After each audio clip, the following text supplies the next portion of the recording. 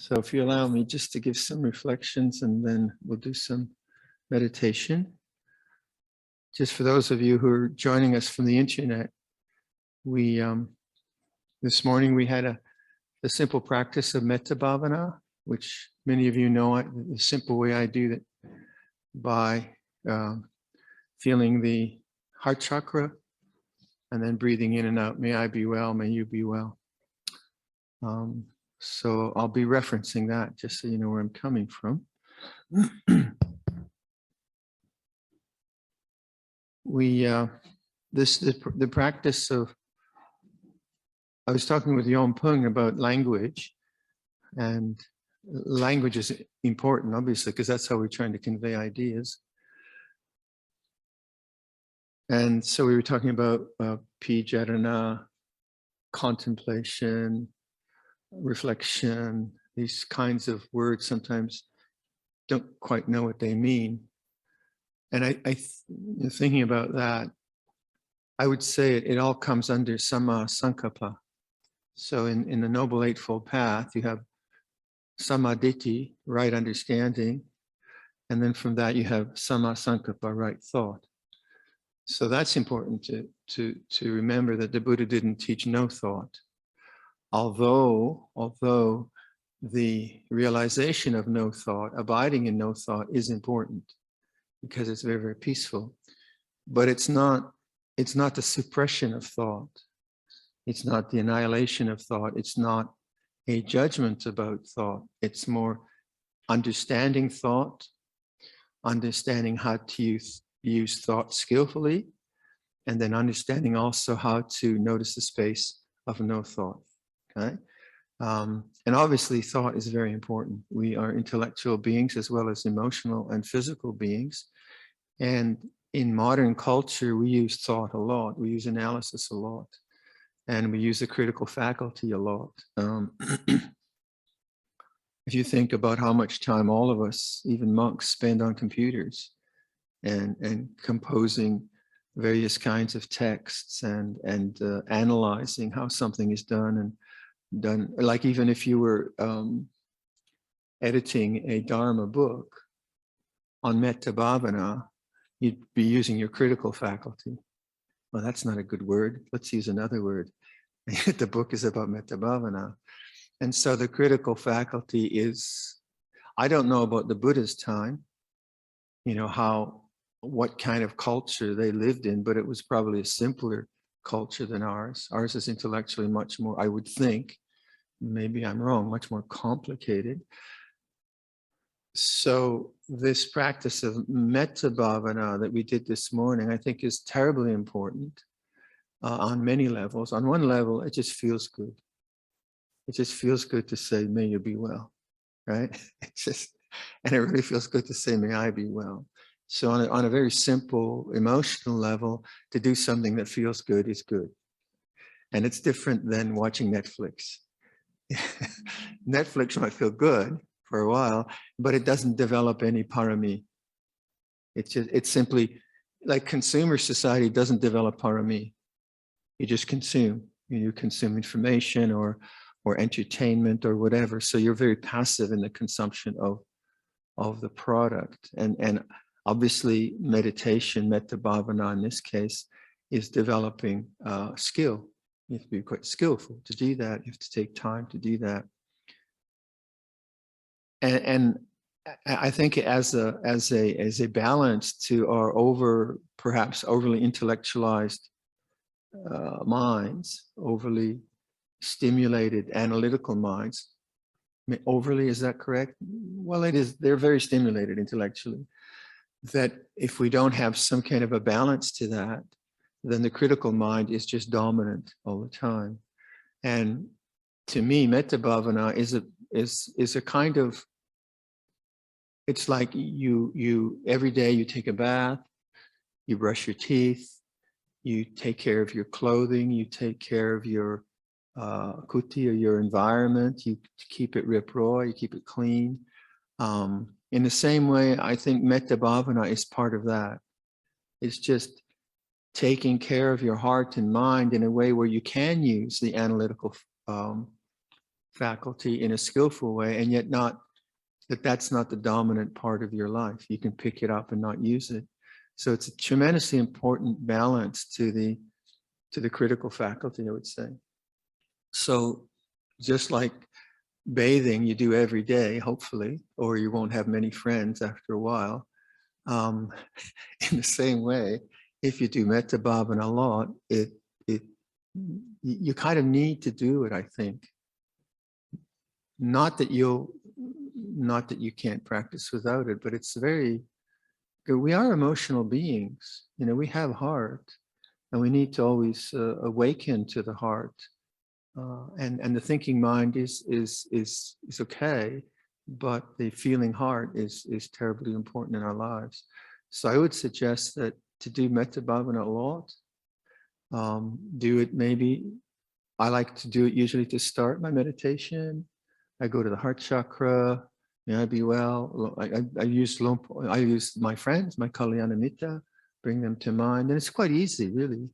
Because we have kindness and love in our hearts. It's not so very far away. All we just need to remember someone that we love, and it's just very, very simple that way. And then you're always tuning into that part of your psyche. And then when the critical mind is there, it has a balance. If you dismiss the critical faculty, that's not good either, because then you become naive and you don't use thought skillfully. So that was, say, this morning's meditation. But maybe we could think about thinking then, since we're talking about thinking. And these words, contemplation and reflection, and so sama sankappa comes from right view, samaditi. So ditthi in English, I don't know how you do it in Thai, but ditthi can mean, it's translated in two ways in the English texts I've seen, either view or understanding. Now, I prefer understanding because viewpoints can be simply, I prefer understanding. So what is right understanding? Well, one way to see it, it's the texts. Right view is the Four Noble Truths, anicca dukkha anatta, paticca samuppada, these different teachings that we have. Okay. But also, another way to look at right understanding is when you stop thinking, when you let go of the analytical mind, the judging mind, and you just notice how things are in silence, that's right understanding, isn't it? Because you're understanding this moment just as it is. And then if you learn to, and that's what I think we're doing in the kind of awakening process, when Luangpor Sumedho says, it's like this, right? He's just asking us, listen, what's this moment like? Listen, what's it like? And if you listen in that way, in that attentive way, then when the mind is creating something around this moment, it shouldn't be this way, I shouldn't be this way, you shouldn't be this way, I want to be somewhere else or whatever, we say, well, that's extra. That's papancha, that's being created on top of the way things are.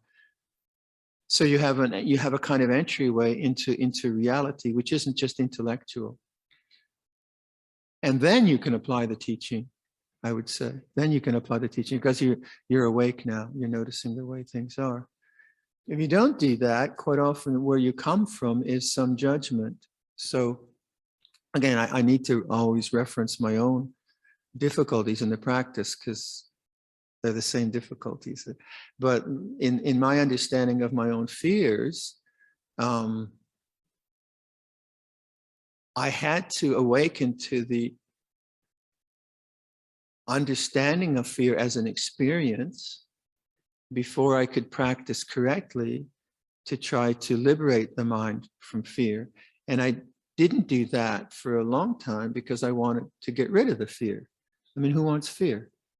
Who wants paranoia? Who wants a panic attack? No, thank you. So my attitude was one of judging and getting rid of. That didn't work. And then right understanding was, first of all, and Luangpor Sumedho kept saying, you have to make this conscious. You can't try to get rid of it. So I would, and I tell this story again and again and again, but I think it's a good example of what we mean by right understanding. I had the theory. I knew the Four Noble Truths. I had it written down and I had memorized it.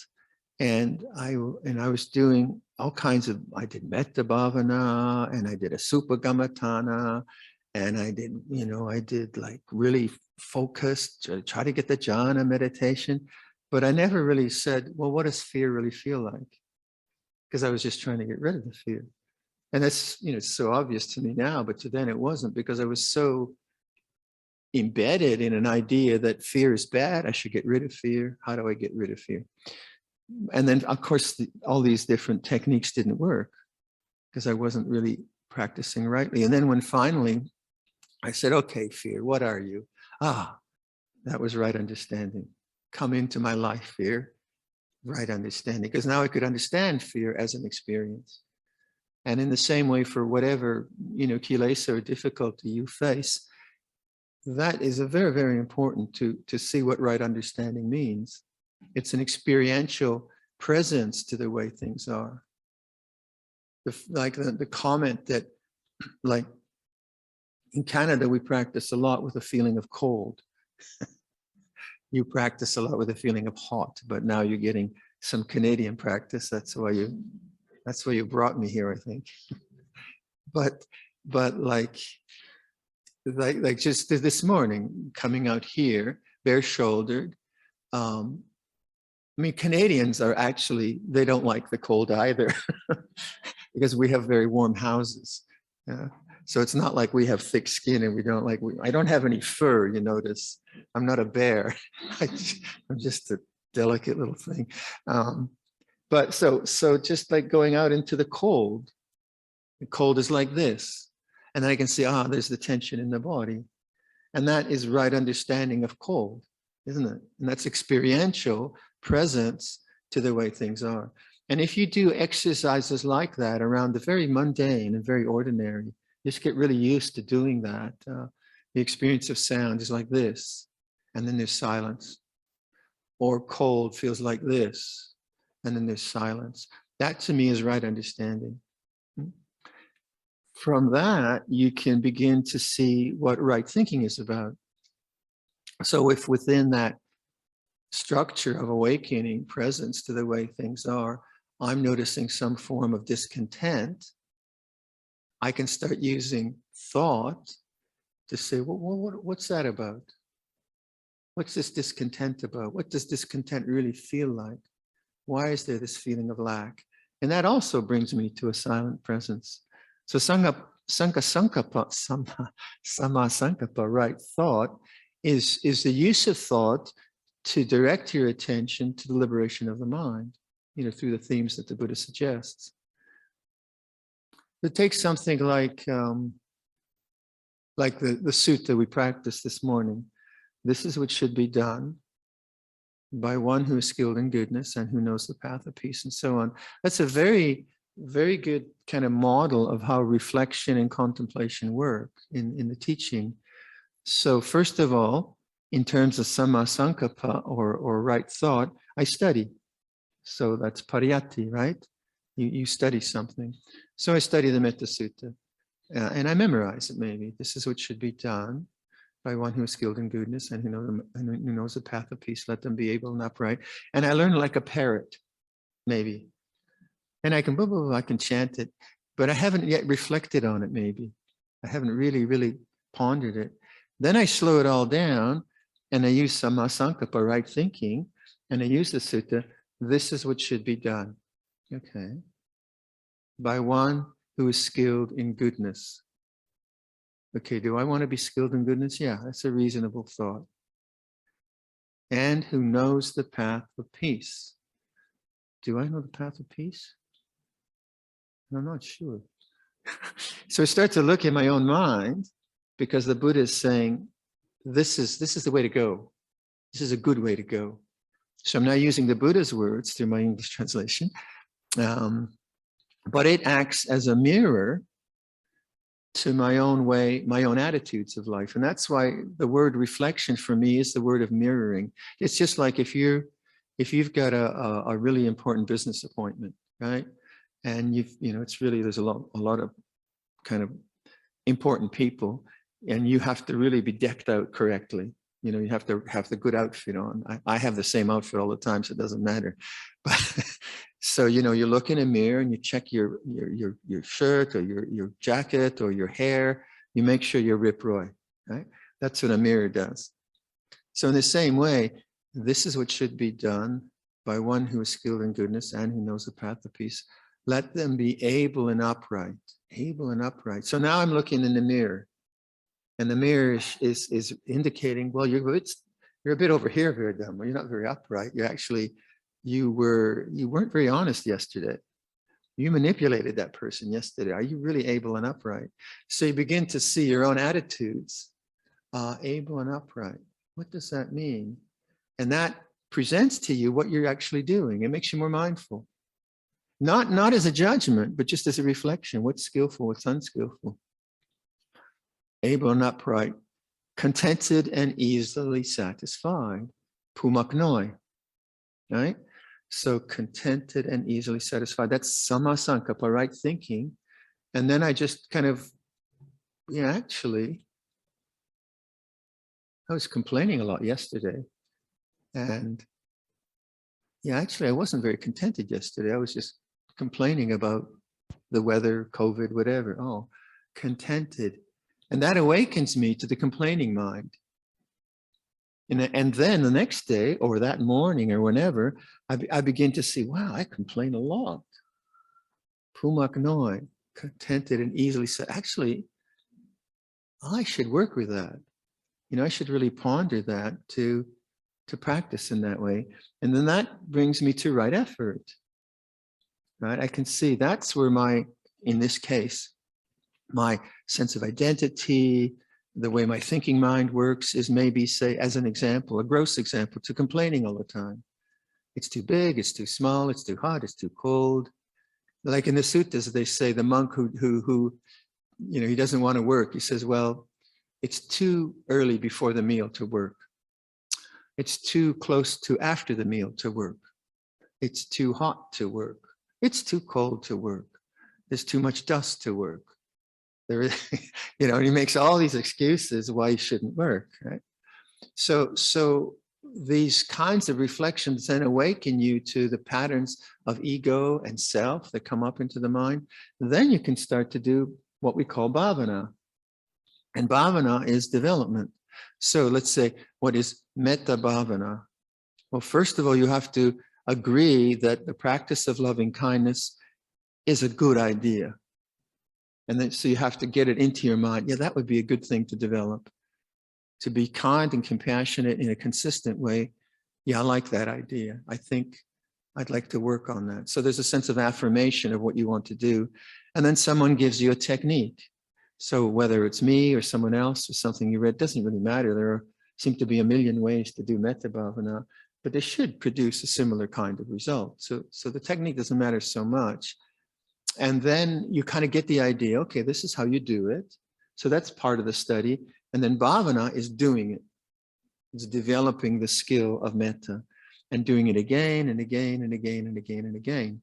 And so the bhavana is based on right understanding, based on right thought, and then you have right effort and the factors of samadhi and so on. And then the whole path proceeds in that way. So contemplation or reflection, it is the use of thought, but it is directed thought to themes so that the Buddha gives us, and to your own inner world, your own inner world, how it works for you. But say if you take that metta sutta and memorize it, contented and humble and not conceited, contented and easily satisfied, unburdened with duties. That's a hard one. And when I have less duties now because the monks at Tisserna are fabulous, and they take up all the administrative duties, and I can just talk and play in the workshop. I feel very lucky right now. But at times, say at Amaravati or Mother says, I had a lot of duties, a lot to do. Probably not as much as you, admittedly. I had a lot of space, but then I asked the scholar, I said, does unburdened with duties mean you have very few duties, or the duties that you have, you're not burdened by. He said, you have very few duties. I said, oh dear, now I'm finished. But I could, even though the Pali says that, what am I going to do? Quit? Right? And give someone else the work? I said, no, okay, maybe that's what the Pali says, but Luangpor Cha had a lot of duties. Luangpor Liam has a lot of duties. Luangpor Samira has a lot of duties. I'll give it a go. So then, like, are my duties burdensome? Or can I do them with a light heart? Well, oftentimes, no. Oftentimes I was unsuccessful, but that became the practice.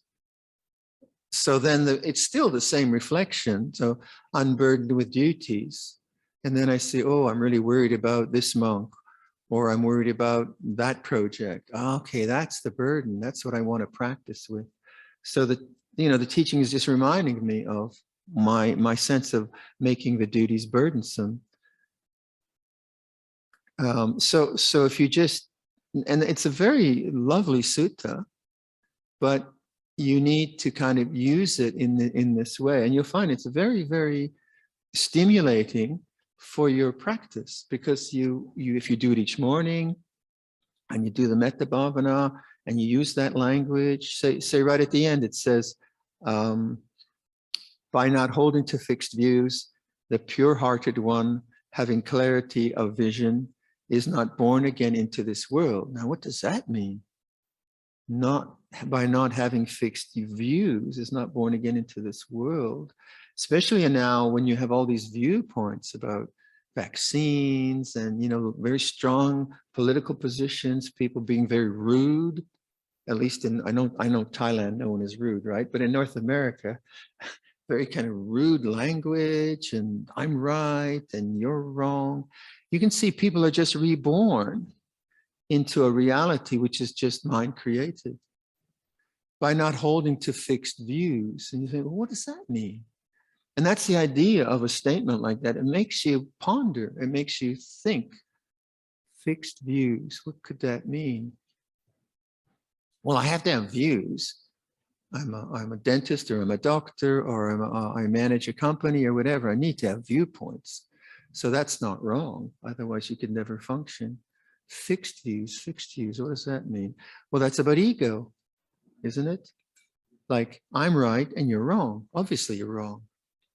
I mean, I'm all right. It's just so obvious. What do you mean? So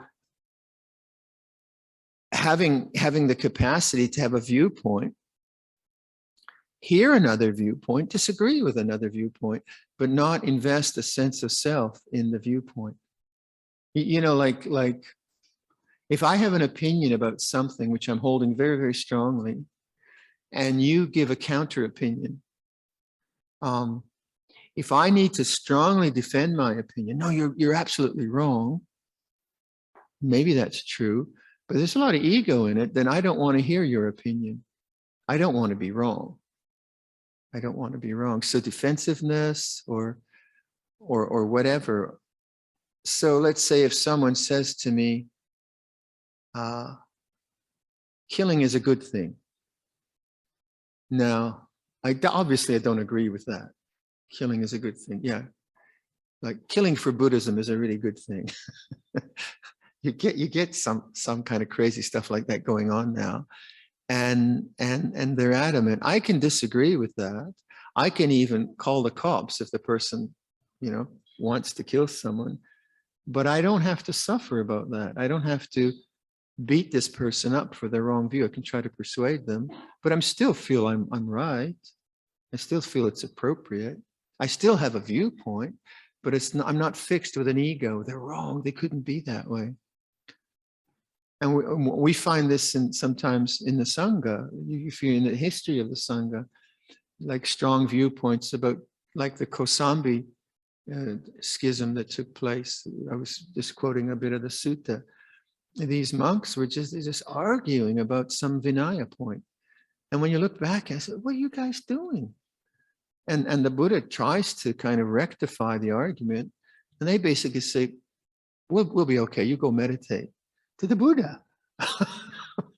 No mark. And so eventually the Buddha leaves and he finds another place, and they eventually, the lay people won't give them any food. And they finally call the Buddha back and they solve their differences. But they're so ki de, is that how you say? Stubborn? De.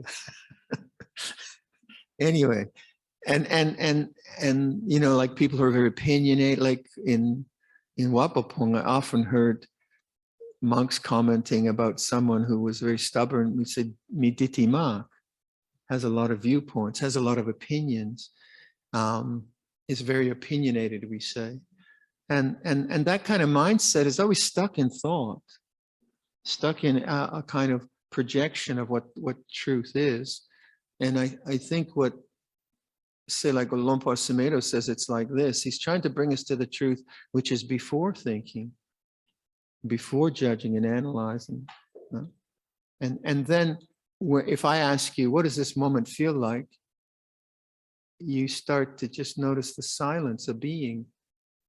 And the silence of being is not a thought, but it's always there. So have a look at like your views and opinions, and don't be afraid of having an opinion, but also don't make that your identity or your warfare with others. So before we meditate, just maybe in terms of silence of being, I might just encourage you to remember noble silence, because this the silence of being is something which is really enhanced when you obviously practice noble silence. So maybe just keep that in mind, that, and also try not to draw others out into speech. Sometimes people want to be quiet, but then someone else is kind of gregarious and they want to talk, then they feel grangjai not to talk, right? And they're drawn out into talking, so kind of protect them. It's a valuable time. And I know, like for some people, if you're very gregarious, noble silence is difficult.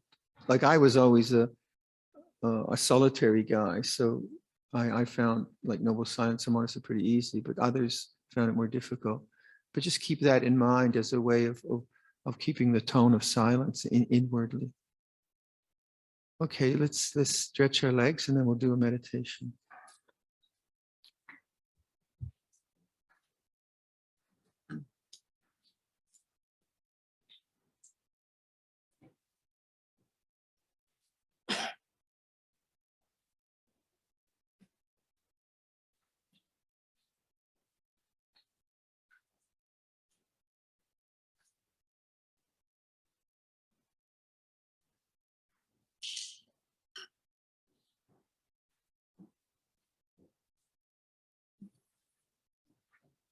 So, 45 minutes?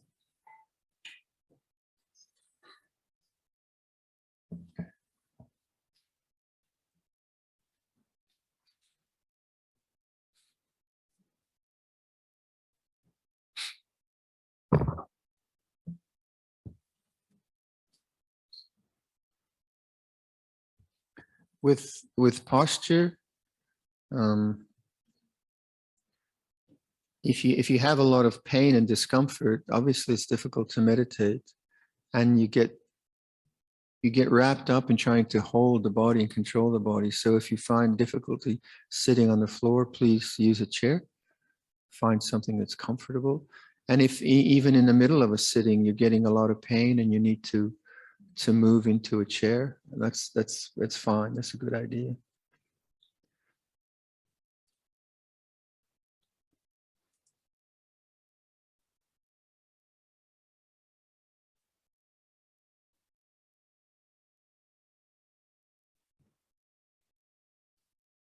Let's use the same patterns then. Listen to sound.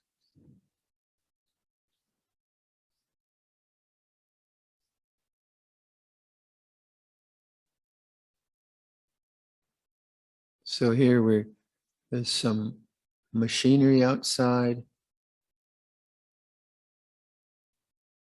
But notice when you're just listening, it doesn't really matter the quality of sound, unless it's very extreme, of course, but it can be a machine outside or people talking, but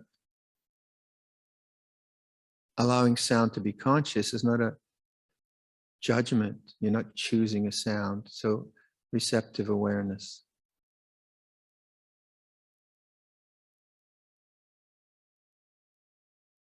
And again, notice the silence before you think about anything, just the silence of knowing.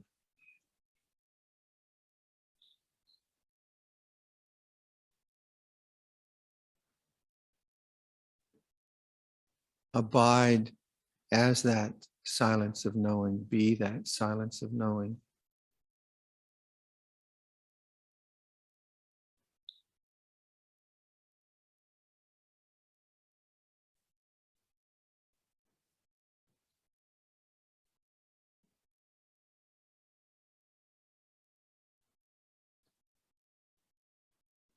And then feel the body.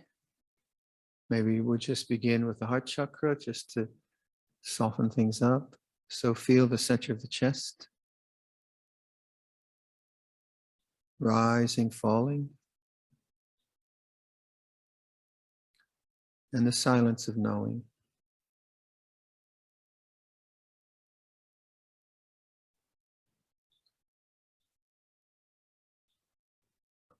And then welcoming in at the center of the chest, and letting go out.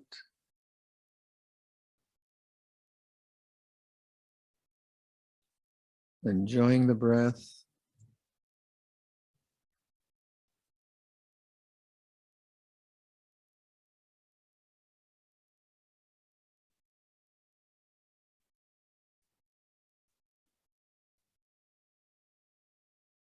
And then let's return to the kind of body meditation we did earlier. Bring attention to your mouth. Go inside the mouth. Feel the sensations in the left cheek. Let that be conscious as feeling, as sensation. So notice you localize your attention to the mouth, but not so much concentrating as just composing or collecting. And then you start to feel something.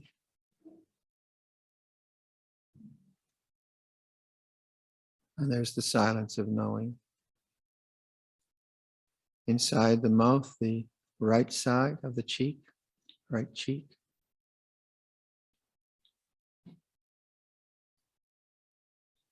Feel the upper palate as sensation, upper teeth.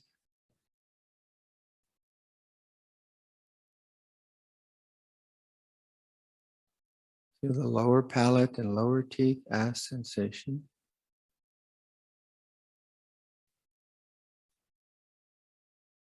Feel the tongue.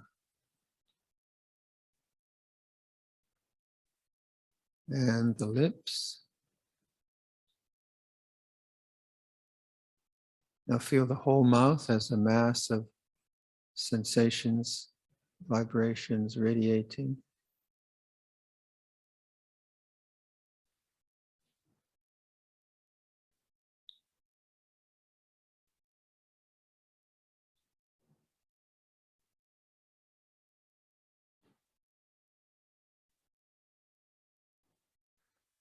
The ears, go to the inner structures of the ears, the ear canals. So whether you feel something strongly or not doesn't really matter. You're attentive to that area. Feel the outer structures of the ears as vibration. So let go of thinking.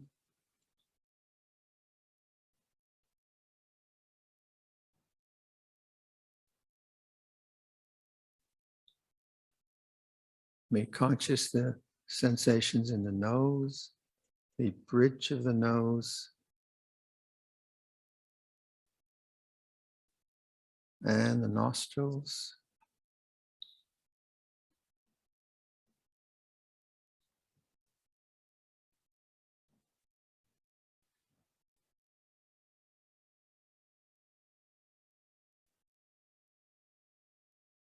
The eyes, the bony parts of the eye, the orbits of the eyes.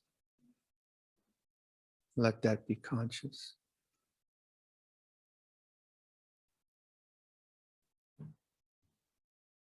So quite often we are looking for something and our eyes have strain. Now we're seeing that the sensation of eyes are in awareness.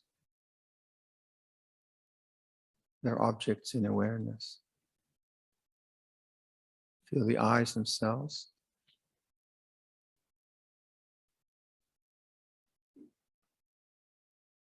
The temples.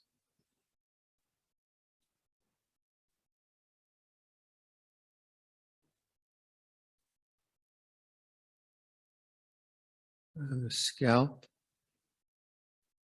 Top of the head. Inside the top of the head. Inside the skull.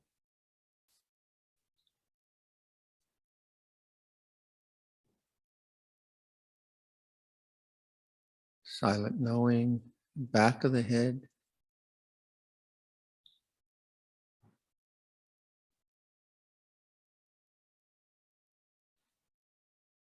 Feel the back of the neck.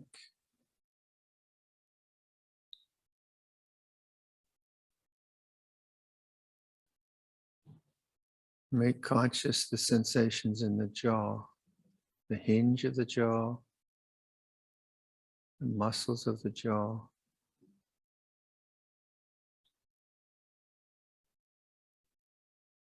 No thought, no thought.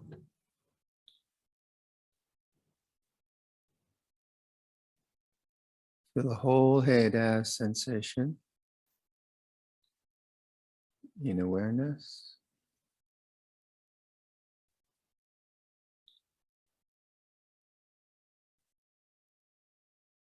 Listen to sound.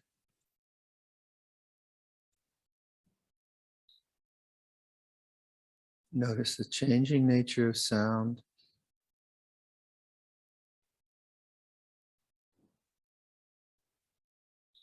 Feel the whole head. Notice the sensations changing.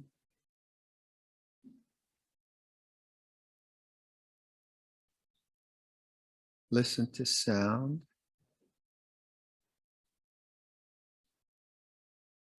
Feel the head. What is changing and what is unchanging.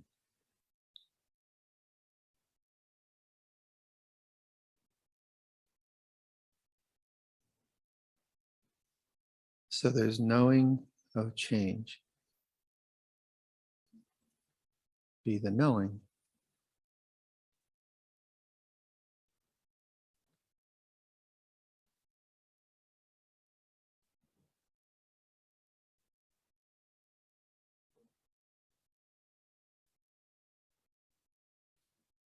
Feel your throat.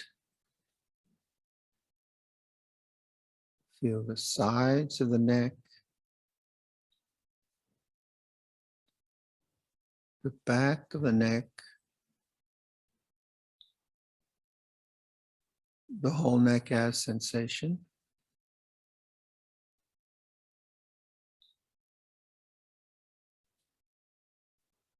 Feel the left shoulder.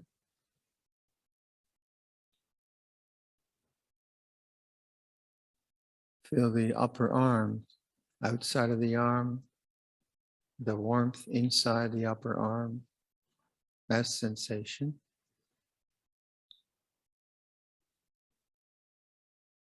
The elbow, the left forearm,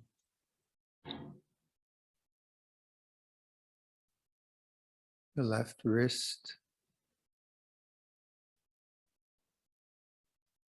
left thumb, forefinger, middle finger, ring finger, and small finger. Feel the palm of the left hand.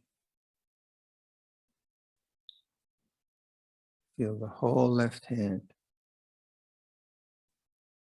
Whole left arm as sensation. Changing.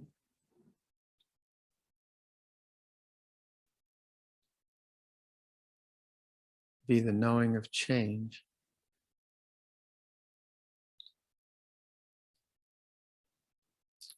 Right side, right shoulder.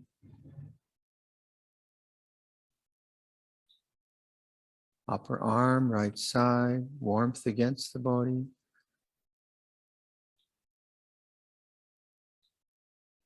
Right elbow, forearm, right wrist, in the right hand. Right thumb,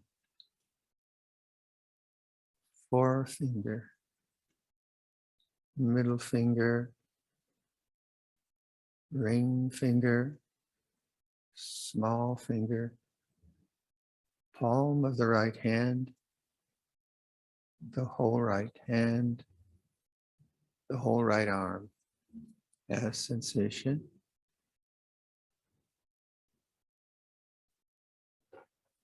Feel both arms.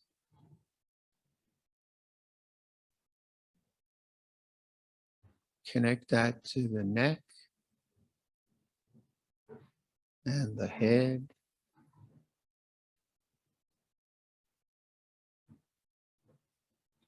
Now listen to sound.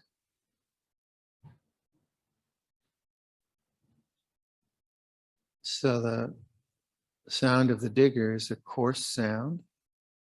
It's loud. That's its quality. But the knowing has no quality. And then feel your body. And that's a more refined sensation. But the knowing has no quality. Be the knowing.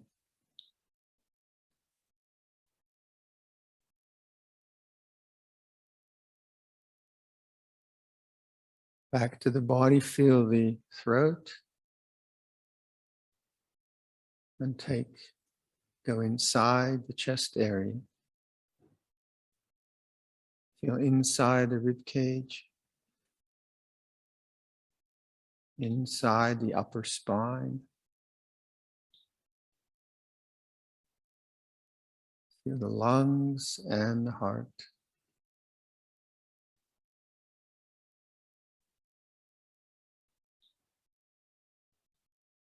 As sensation changing, be the knowing. Abdominal area. Feel the lower spine and lower rib cage. And the organs in the area, stomach, intestines, liver, kidneys, whatever you feel there, let it be sensation.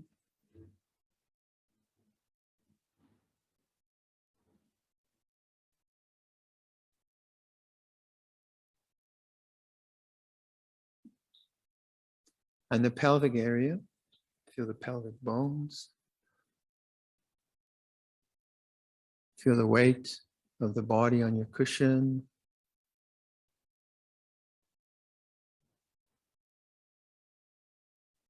And then the organs in the pelvic area.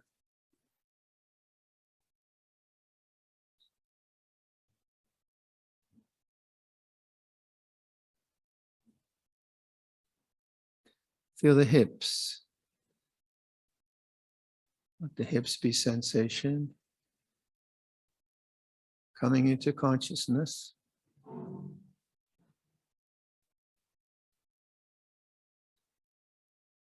And the thighs.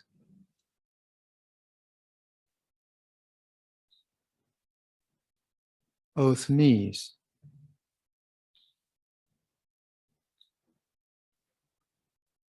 Lower leg.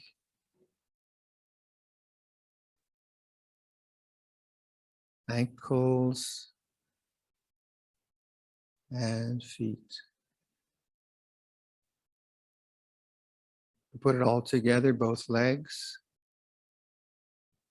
pelvis, abdominal area, chest area, torso, arms, shoulders, neck, and head. Now witness the body as sensation, changing, vibrating, an object in awareness.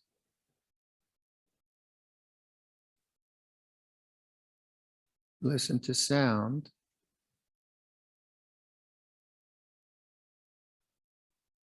Changing object in awareness. Feel the body. Changing object in awareness.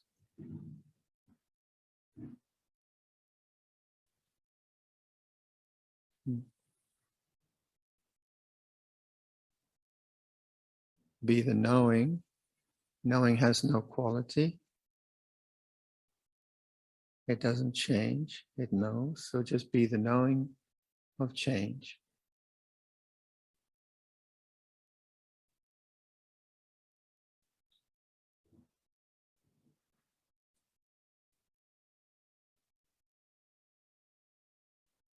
So from this, you can choose an object of awareness.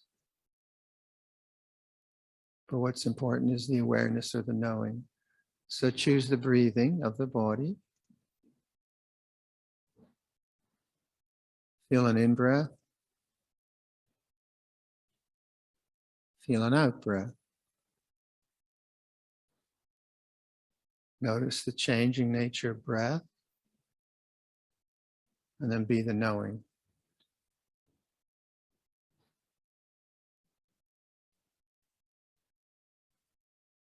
So bhavana, or development or training now, in being the knowing, located with breathing.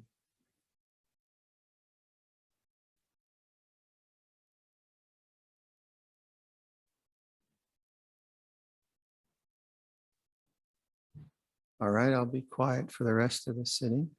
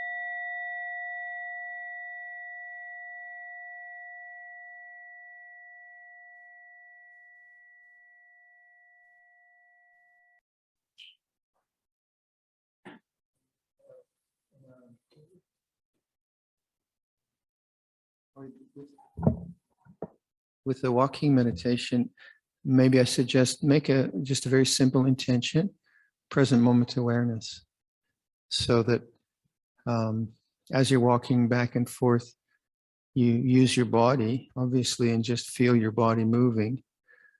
You don't have to be too focused, although some people like to be very focused. Just simply the feeling of the feet touching the ground, something like that. But make the main observation what your mind is doing. And then if you put an intention like present moment awareness and notice the mind moving to past and future, and let go of past and future. So then it becomes a kind of theme that you can pay attention to. So as the mind starts to plan, just say, don't go there. And as the mind starts to churn up memory, don't go there. And then just try to be in the present moment. If you have, on the other hand, if you have some really emotional material coming up, then just stop and feel it in the present moment rather than as memory, but as actually visceral feeling. A simple theme like that is very, very instructive. And you see how often the mind's just going past, future. And you're just very patient with it, not trying to get rid of it. Just, oh, okay, planning. Don't go there. And then quite often you just stop and listen and constantly bringing in the gaps of silence. Constantly just doing that, little gaps of silence, little gaps of knowing.